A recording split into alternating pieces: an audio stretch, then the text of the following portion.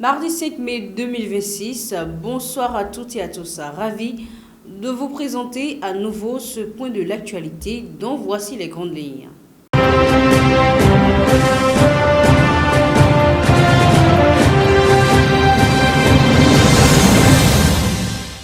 Sénégal, la tension au sommet de l'État après un limogeage controversé. Cameroun, l'électricité renationalisée, l'État reprend la main. République centrafricaine, blocage des résultats des législatives sur fond de grève. Et pour finir, France, durcissement des conditions d'accès aux droits du sol. C'est tout pour les grandes lignes de cette édition. Merci de rester nous suivre jusqu'à la fin. On démarre avec le Sénégal où une crise latente se dessine au sommet de l'État. Le président Bassirou Diomaye Faye a limogé son porte-parole Ousseynou Ly, militant historique du PASTEF. Il est remplacé par Abdoulaye Tine. Cette décision intervient après des déclarations publiques du chef de l'État évoquant des divergences avec son propre camp politique et rappelant son autorité sur le gouvernement. Ce limogeage suscite de vives réactions. Certains y voient une rupture progressive entre le président et son premier ministre, Ousmane Sonko. Des analystes évoquent même un début de divorce politique entre les deux figures de l'exécutif. En toile de fond, une recomposition des équilibres au sein du pouvoir sénégalais. Direction le Cameroun où le secteur de l'électricité connaît un tournant majeur. L'État a procédé à la renationalisation de Energy of Cameroun.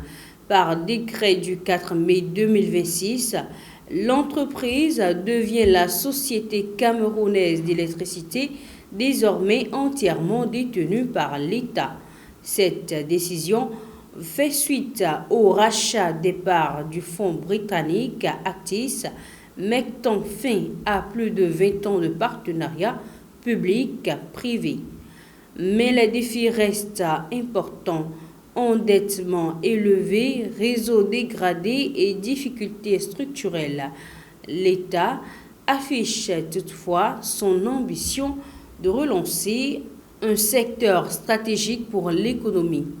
On reste en Afrique centrale. En République centrafricaine, les résultats des législatives se font attendre.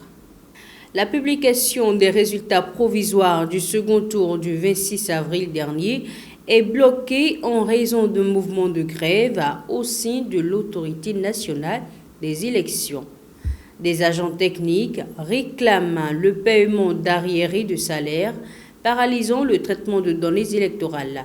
Une situation qui retarde le calendrier légal et suscite l'inquiétude de la société civile, alors même que certains députés ont déjà entamé leurs fonctions. Et pour finir, en France, une réforme controversée entra en vigueur sur mercredi. En France, à Mayotte, à partir du 6 mai 2026, les conditions d'accès à la nationalité française par le droit du sol sont durcies. Désormais, les deux parents devront justifier d'une résidence régulière d'au moins 1 an. Cette mesure, validée par le Conseil constitutionnel, vise à répondre à une forte pression migratoire sur le territoire. Mais elle suscite de vives critiques, notamment de l'opposition, qui dénonce une remise en cause du principe d'égalité entre les territoires français. C'est tout pour la session d'aujourd'hui. Merci de votre fidèle attention. Excellente suite de soirée à tous.